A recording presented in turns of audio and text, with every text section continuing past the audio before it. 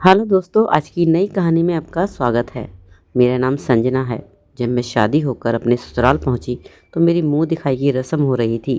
तभी उस घर की नौकरानी भी मेरी मुंह दिखाई करने के लिए आई और उसने मेरा मुंह देखकर मुझे एक बहुत ही प्यारा सा गिफ्ट दिया।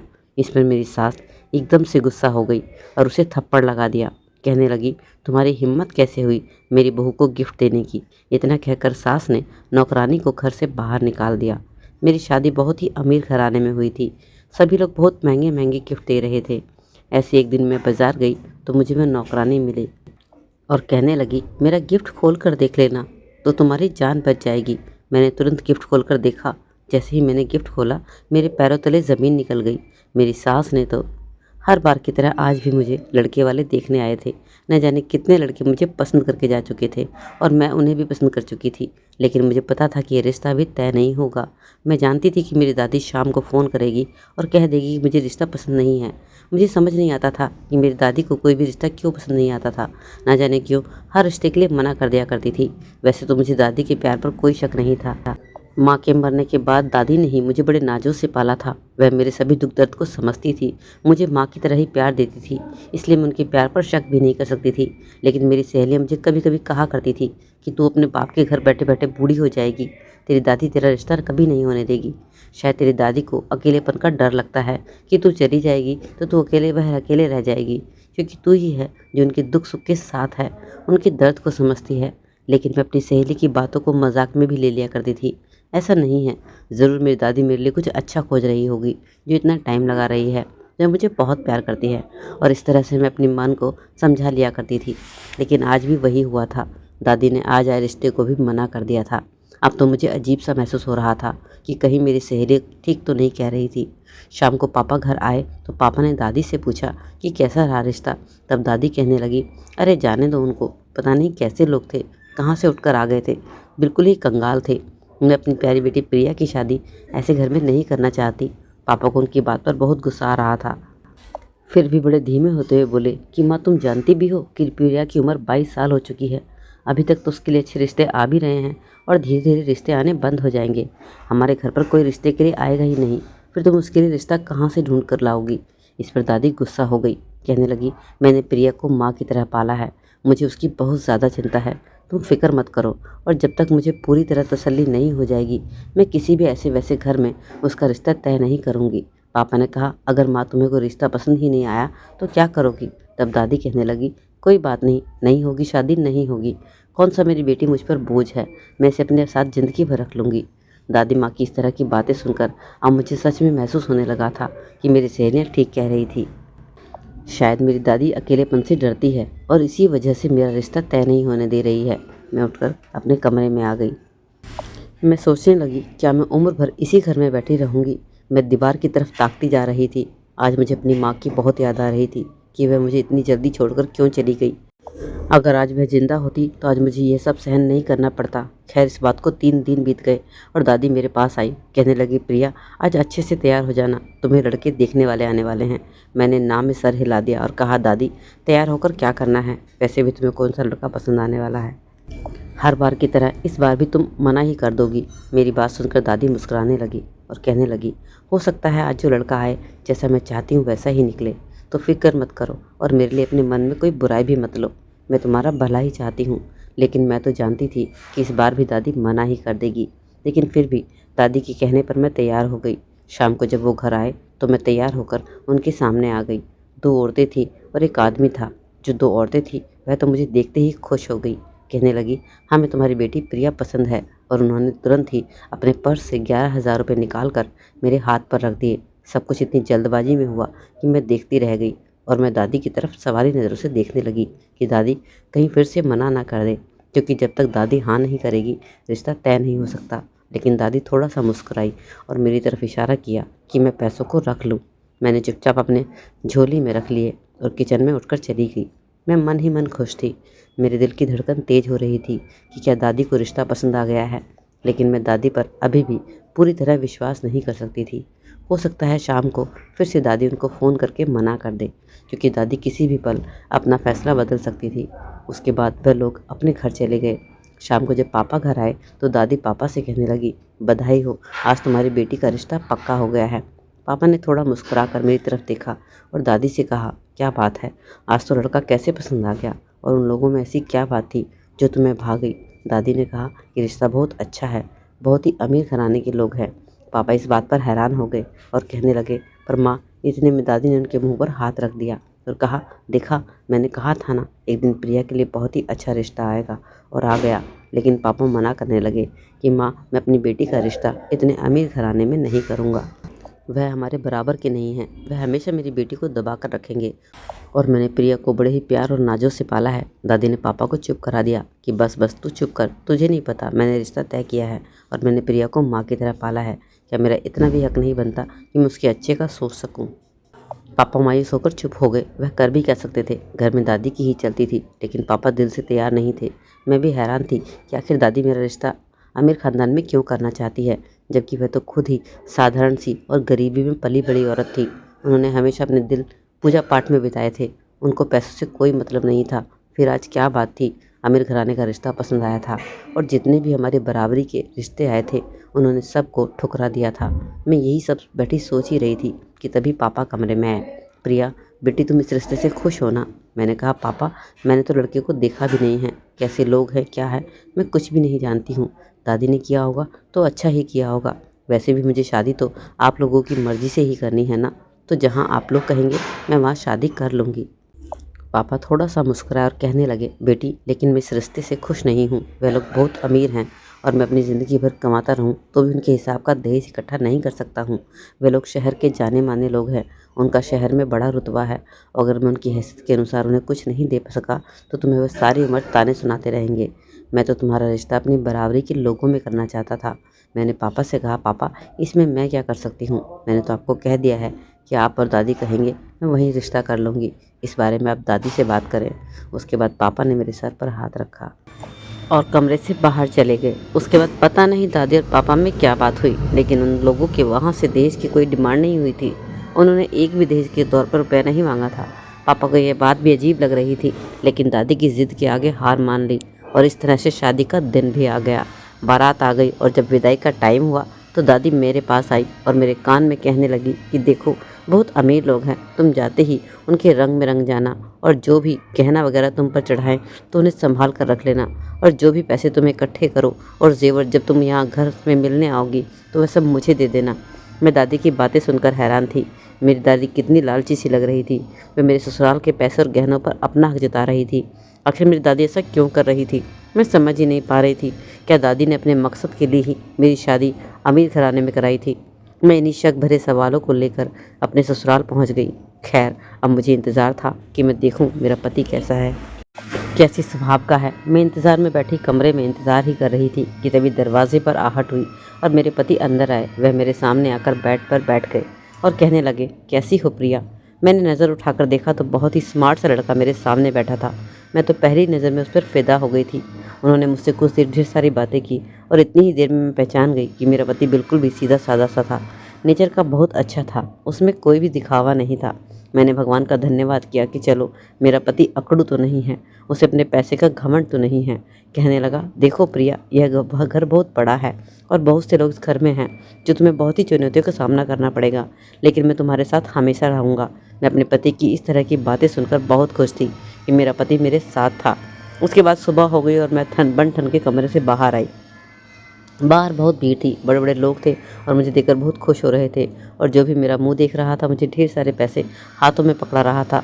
उस घर में बहुत सारे नौकर चाकर भी थे।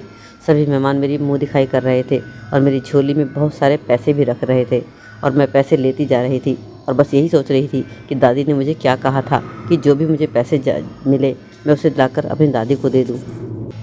लेकिन मुझे बड़ा ही अजीब लग रहा था, क्योंकि पैसे मुंह दिखाई में बहुत सारे आए थे। मैं कैसे बिना पूछे अपने ससुराल के पैसे अपनी दादी को दे दूं? अगर ये बात मेरे पति और ससुराल वालों को पता चल गई तो मैं उन्हें क्या जवाब दूंगी? तभी नौकरानियों में से एक नौकरानी मेरी तरफ बढ़ी और मेरे सर पर हाथ रखकर कहने लगी, बताओ बेटी, मैं तुम्हें क्या गिफ्ट दूँ? तब मैंने कहा कि आप मुझे बस अपना आशीर्वाद दो ताकि मैं अपने फ्यूचर को अच्छा बना सकूं। उसने मेरे सर पर हाथ रखा और मेरे लिए बहुत सारी दुआएं की और प्रार्थनाएं भी की। उसके बाद बहुत सारी नौकरानी की लाइन लगी थी, एक एक करके मुझे मुंह दिखाई देने के लिए आ रही थी। मैंने अपनी सास की तरफ देखा तो मेरी सास ने मुझे लेने का इशारा किया। उनके जाने के बाद मैंने सास से कहा, क्या मुझे इनसे गिफ्ट लेने चाहिए थे? तब सास ने कहा कि जो कुछ देता है उसे हमेशा ले लेना चाहिए, उसकी हैसियत के हिसाब से उसे नहीं तोलना चाहिए। तुमने उनकी भेंट स्वीकार करके बहुत ही अच्छा काम किया। उसके बाद मेरी सास वहाँ से चली गई। तभी वह पहले वाली नौकरानी, जिसने मेरे सर पर हाथ रखकर दुआएं दी थी, मेरे पास आई और कहने लगी, मेरा नाम शांति है। देखो मैडम, मैं आज तो आपको कोई गिफ्ट नहीं दे पाई, लेकिन मैं आपको आने वाले टाइम में ऐसा गिफ्ट दूंगी कि आपकी ज़िंदगी ही बदल जाएगी।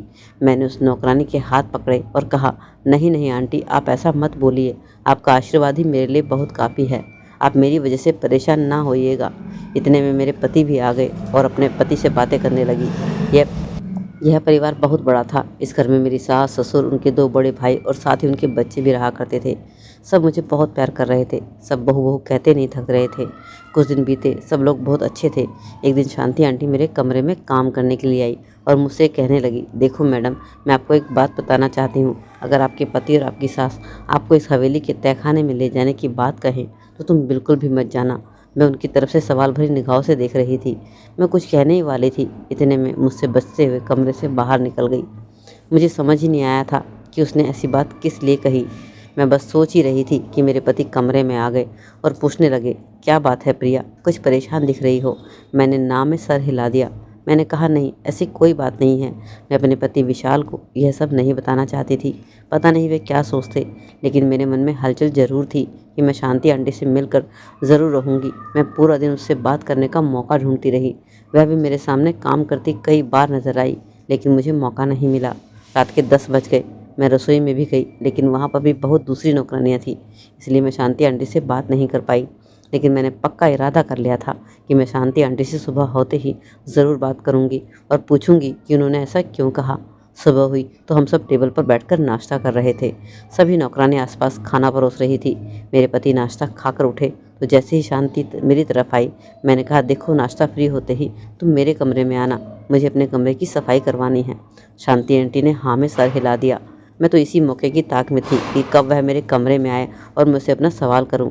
मैं नाश्ता करके उठने ही वाली थी कि तभी मेरी सास ने मुझसे कहा कि देखो, सारे बर्तन किचन में ले जाकर रख दो। मैं बड़ी हैरानी से अपनी सास की तरफ देख रही थी। आखिर मुझे ये सब क्यों कह रही थी?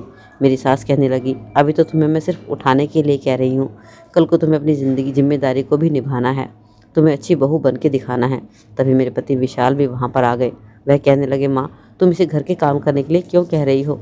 बाकी भाभी भी तो हैं, वह तो कभी घर के काम नहीं करती। तब मेरी सास थोड़ा गुस्से में हुई और थोड़ा सा मुस्कुराई। कहने लगी, तुम्हारी बाकी की भाभियाँ जो हैं वह बहुत अच्छी ही बैकग्राउंड से हैं, लेकिन तुम्हारी पत्नी अच्छे बैकग्राउंड से नहीं है। और ऐसे लोगों को काम की बहुत ज़्यादा आदत होती है, और अगर आगे उन्हें काम न करना पड़े तो वो बोर हो जाती हैं, और ऐसे में वह टाइम पास करने के लिए घर में चुगलियाँ करती रहती हैं या फूट डलवाने की कोशिश करती हैं। मैं अपनी सास को बड़ी ही सवाले निगाहों से देख रही थी कि आखिर वह क्या बोले जा रही थी। मुझे मेरी सास से ऐसी उम्मीद नहीं थी। मेरी आंखों से आंसू बहने लगे थे। मैंने चुपचाप बर्तन उठाए और किचन में चली गई। मैंने बर्तन रखे और अपने कमरे में गई। मैं उदास बैठी थी, तभी शांति आंटी आई और कहने लगी, बेटा, मैंने तुम्हें कहा था ना कि मैं तुम्हें गिफ्ट दूंगी। उसके हाथ में एक लिफाफा था। वह मुझे थमाने लगी। मैं भी उस लिफाफे को उलट पलट कर अच्छी तरह से देख रही थी कि तभी मुझे दरवाजे पर आहट हुई और मेरी सास घबराती हुई मेरे कमरे में आई। और जब उन्होंने देखा कि नौकरानी ने मुझे एक लिफाफा दिया है तो वह एकदम से घबराते हुए कहने लगी, लाओ, लिफाफा मुझे दे दो, इसमें जो पैसे हैं मैं गरीबों में बांट दूंगी। शांति, इसमें पैसे ही है ना? शांति ने भी सर हिलाते हुए कहा, हाँ हाँ मालकिन, इसमें पैसे ही हैं। इतने में मेरे पति भी उस कमरे में आ गए। मेरा हाथ पकड़कर कहने लगे, चलो, तुम्हें बाहर घुमा के लाता हूँ। ये सब इतनी जल्दी हो गया कि मुझे पता ही नहीं चला कि आखिर ऐसा क्यों हुआ। उसके बाद मैं नौकरानी गायब हो गई। मुझे सासू माँ ने दोपहर के खाने के बाद बताया कि वह नौकरानी छुट्टी पर चली गई है। मैं मन ही मन बड़ा दुखी हुई कि उसे भी अब छुट्टी पर जाना था। सास कहने लगी, अब उसकी सारी जिम्मेदारी तुम्हें निभानी है। मैं दिल ही दिल में सोच रही थी कि शांति आंटी को भी अभी जाना था, मेरे ऊपर इतने काम छोड़ गई, लेकिन मैंने उसके अचानक इस तरह से गायब होने को नज़रअंदाज कर दिया था। अब मैं थोड़ी उदास भी रहने लगी थी। घर की बाकी की बहू तो पानी तक अपने आप लेकर नहीं पीती थी और मुझे किचन में सभी नौकरानियों के साथ काम करना पड़ता था। मुझे तो काम की आदत भी नहीं थी। दादी ने मुझसे कभी भी काम नहीं करवाया था, मुझे महारानी की तरह पाला था। अब मुझे अपनी दादी के ऊपर गुस्सा भी आ रहा था कि उन्होंने आखिर मेरे साथ ऐसा क्यों किया। अपने से ऊंचे ख़ानदान में मेरी शादी क्यों करवाई, अपनी हैसियत के घर में मेरी शादी क्यों नहीं कराई ताकि मैं अपने हक के लिए लड़ सकती। मैं बस यही सब सोच रही थी कि विशाल कमरे में आए और कहने लगे, तुम इतना उदास क्यों हो रही हो? मैं जानता हूँ कि तुम पर काम का बहुत बोझ आ गया है। मैंने माँ से इस बारे में बात की, लेकिन वह कह रही थी कि मैं बस बहू की परीक्षा ले रही हूँ, तो तुम इतनी चिंता ना करो। तुम मेरी माँ की इकलौते बेटे की यानी कि मेरी पत्नी हो। माँ तुम्हें बहुत प्यार करेगी। माँ बस ये देखना चाहती है कि तुम कितनी हिम्मत वाली हो। तो बस कुछ दिन इंतजार कर लो, सब कुछ ठीक हो जाएगा। मैंने भी विशाल की बातों पर यकीन कर लिया और इस तरह से मेरी शादी को 1 महीना बीत गया। एक दिन शीशे में मैं खड़ी अपना चेहरा देख रही थी। मेरा चेहरा पूरी तरह से मुरझा चुका था। तभी विशाल कमरे में आए और कहने लगे, देखो तो तुम्हारा चेहरा कैसा हो गया है। लगता ही नहीं कि तुम नई नवेली दुल्हन हो। आंखों के नीचे काले गड्ढे हो गए हैं। तुम अब वैसे बिल्कुल नहीं दिखती जिस लड़की से मैंने शादी की थी। बाल बिखरे हैं, चेहरा मुस्कुराया है। तो मैंने कहा कि मैं क्या करूं, मुझ पर काम का इतना बोझ हो गया है, अपनी तरफ ध्यान ही नहीं दे पाती। विशाल कहने लगे, अब तुम परेशान मत हो। आज के बाद तुम घर का कोई काम नहीं करोगी और मुझे अपना टाइम दोगी और मैं भी तुम्हें अपना सारा टाइम दूंगा। तुम्हें घुमाने ले जाऊंगा। मैं हंस पड़ी। मैंने कहा, क्या तुम्हारी माँ तुम्हें परमिशन देगी मुझे बाहर घुमाने की? लेकिन विशाल तो मुझे सच में ही बाहर घुमाने के लिए ले गया। उसने मुझे बहुत सारी शॉपिंग कराई, खाना खिलाया और फिर एक दुकान पर मुझे बिठाकर कहने लगा, तुम यहाँ बैठो, मैं तुम्हारे लिए जूस लेकर आता हूँ। मैं बैठी उसका इंतज़ार ही कर रही थी कि तभी मुझे नौकरानी दिखाई दी। वह मेरी तरफ ही आ रही थी। मैं देखकर हैरान हो गई। वह मुझे कहने लगी, मालकिन, मैं आपसे कह रही हूँ कि जो मैंने आपको लिफाफा दिया था उसे जल्दी से जल्दी खोल कर देख लो। मेरे पास तुम्हारे पास रहने के लिए ज़्यादा टाइम नहीं है। मालिक आ गए तो बहुत मुसीबत हो जाएगी। और वह वहाँ से भाग गई। मैं तो हक्का बक्का रह पा गई। सास ने कहा था, शांति आंटी तो यहाँ से बाहर शहर छोड़ कर जा चुकी है, लेकिन वह तो इसी शहर में थी। कि मेरी सास ने मुझसे क्यों झूठ बोला था और ये नौकरानी बार बार मेरी जान के खतरे की बात क्यों कर रही थी? मैं तो बड़ी हैरान थी। अब मुझे कैसे भी करके जाना था कि आखिर इस लिफाफे में ऐसा क्या है जिससे मेरी जान को खतरा है। जैसे ही विशाल आए, मैंने उसे तुरंत घर जाने के लिए कहा। वह थोड़ा परेशान हुए कि मैं इतनी जल्दी में क्यों हूँ, लेकिन उन्होंने मेरी बात मान ली। मैंने घर आते ही तुरंत पूरे घर की छानबीन शुरू कर दी थी ताकि मुझे लिफाफा मिल सके और बहुत कोशिशों के बाद मुझे लिफाफा अपनी तकिए की सास के तकिए के नीचे मिल भी गया। मैंने तुरंत पहले लिफाफा अपने आंचल में छुपाया, अपने कमरे में आ गई। मैंने कमरे की कुंडी लगा ली और तुरंत ही लिफाफे को खोला। जैसे ही मैंने लिफाफा खोला, मैं दंग रह गई। मेरे सर पर आसमान टूट पड़ा। उसमें कुछ ऐसी चीज़ थी जो मेरे लिए बहुत ही हैरान कर देने वाली थी। उसमें कुछ फ़ोटो थी जिसमें मेरे पापा की और शांति आंटी की फ़ोटो थी। तो क्या शांति आंटी मेरी माँ थी? फिर मुझसे क्यों झूठ बोला गया था कि मेरी माँ मर चुकी है? लिफाफे में एक शादी का कार्ड भी था जिसमें विशाल के दादा का नाम भी लिखा था। तो क्या शांति आंटी विशाल की बुआ थी, जो कि मेरी माँ भी थी? मैं बस यही सब सोच रही थी कि तभी दरवाजे पर आहट हुई। दरवाजे पर विशाल था। मुझे देखकर कहने लगा, क्या हुआ है, क्या बात है, तुम इतनी घबराई क्यों हो, क्या हुआ? मैंने तुरंत कहा, इसलिए कि मैं तुम्हारे लोगों की सच्चाई जान चुकी हूँ। शोभा तुम्हारी बुआ है और तुमने उसे अपने घर से निकाला हुआ है और नौकरानी की तरह बनाकर रखा हुआ था। तुम्हें शर्म नहीं है ये सब करते? विशाल मेरी तरफ घूर घूर कर देख रहा था और हैरानी से कहने लगा, तुम क्या बकवास कर रही हो, कुछ भी बोले जा रही हो? मैंने कहा, मैंने सब कुछ देख लिया है और मेरे सामने सारे सबूत विशाल के सामने रख दिए। वह सब चीज़ देखकर दंग रह गया। मैंने कहा, आप बताओ विशाल, तुम इस बारे में क्या कहना चाहोगे? लेकिन विशाल ये सब चीज़ें देखकर कहने लगा कि ये सब मुझे नहीं पता है, मैं नहीं जानता हूँ ये सब क्या है, मुझे भी हकीकत का कुछ पता नहीं है। लेकिन मैं तुम्हें विश्वास दिलाता हूँ कि मैं तुम्हारे साथ हूँ और यह सब जब सच्चाई जानने में हम दोनों साथ मिलकर काम करेंगे। मैं खुश थी कि मेरा पति मेरे साथ था। मैंने सभी चीज़ छुपा ली थी। शाम हुई तो मेरी सास कमरे में आई और कहने लगी, आओ बहू, मैं तुम्हें हवेली के एक कमरे में लेकर चलती हूँ, वहाँ कुछ खास काम है। तुमने घर का चप्पा चप्पा देख लिया है तो मैं वह कमरा भी तुम्हें दिखा देती हूँ। अब मेरे दिमाग की घंटियाँ बजने लगी थी। मैंने तुरंत ही अपना मोबाइल उठाया और विशाल को मैसेज कर दिया कि तुम्हारी माँ मुझे बेसमेंट में ले जाने के लिए कह रही है और उनके साथ जा रही हूँ, मगर मैं कहीं गायब हो जाऊँ तो तुम मुझे वहाँ आकर ढूंढ लेना। मैंने मैसेज किया और मोबाइल को बंद कर दिया और सास के साथ चली गई। मुझे बेसमेंट में लेकर गई तो वहाँ बहुत ही अंधेरा था। मेरी सास ने मुझे अंदर धक्का दे दिया और कमरे की बाहर से कुंडी लगा दी। मैं बहुत ज़्यादा घबरा गई थी। चारों तरफ अंधेरा हो रहा था। रात हो चुकी थी, लेकिन अब तक मुझे कोई देखने तक नहीं आया था। तभी दरवाज़ा खुला और किसी आदमी ने मेरा हाथ पकड़ा और मुझे बाहर हॉल में ले गया। वहाँ पर सभी लोग इकट्ठा थे। बाहर रोशनी दिखी तो मैंने देखा जिसने मेरा हाथ पकड़ा था वह विशाल था। विशाल ने अपनी माँ से पूछा, माँ, तुमने आखिरकार प्रिया को इस बेसमेंट में क्यों बंद कर रखा था? आखिर बात क्या है? तुमने तो कहा था कि मेरी पत्नी नौकर के साथ भाग गई है। तुम्हें मेरे से इतना बड़ा झूठ क्यों बोला? मेरी सास ये सब सुनकर घबरा गई और चौंक गई। कहने लगी, अरे ये भागने वाली ही थी, वह तो मैंने इसे पकड़ लिया और बेसमेंट में बंद कर दिया। मेरे पति बहुत ज़्यादा गुस्सा हुए और कहने लगे, माँ झूठ पर झूठ मत बोलो। तभी मेरे ससुर भी सामने आकर कहने लगे, हाँ हमने ही इसे बेसमेंट में बंद किया था। और जानते हो क्यों क्यों किया था? तुम्हारी पत्नी जो है ना, वह तुम्हारी बुआ की शांति आंटी की बेटी है। और तुम तो जानती ही हो, तुम्हारे दादा ने सारा हिस्सा तुम्हारी बुआ के नाम कर दिया था, लेकिन तुम्हारी बुआ ने भाग कर एक बहुत गरीब इंसान से शादी कर ली। हमने उसे वापस लाने की बहुत बहुत कोशिश की थी, लेकिन तुम्हारे दादा अपनी बहन से बहुत ज़्यादा प्यार करते थे। उन्होंने कहा, ठीक है, जैसे अपनी मर्जी से गई है उसे वहाँ ठीक से रहने दो। लेकिन जैसे ही पिताजी की मृत्यु हुई, हम सब लोग उसे ज़बरदस्ती अपने घर ले आए। लेकिन जब हम उसे घर पर ले आए तो हमारे सामने एक और हैरानी की बात हुई। हमें पता चला कि उसकी एक बेटी भी है और उसने अपनी सारी जायदाद उस बेटी के नाम कर दी है। और जैसे ही वह बेटी 30 साल की हो जाएगी, सारी जायदाद उसकी हो जाएगी।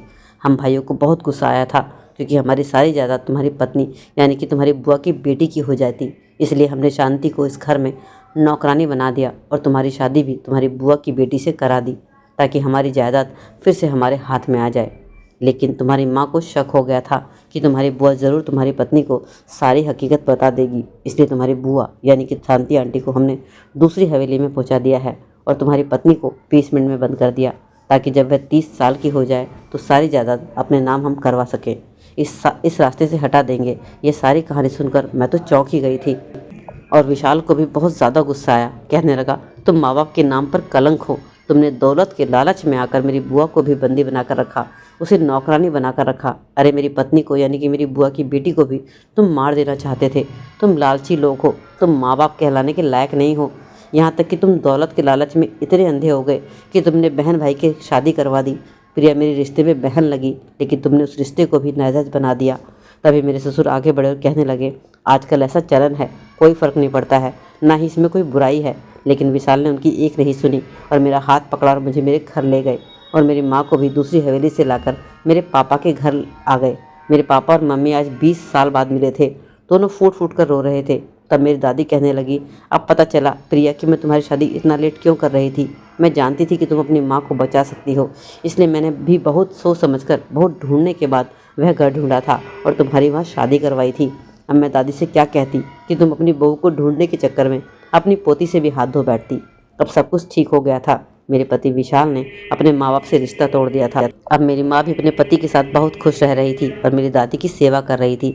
अब विशाल ने अपनी मेहनत से कमाए पैसे से फ्लैट भी ले लिया था।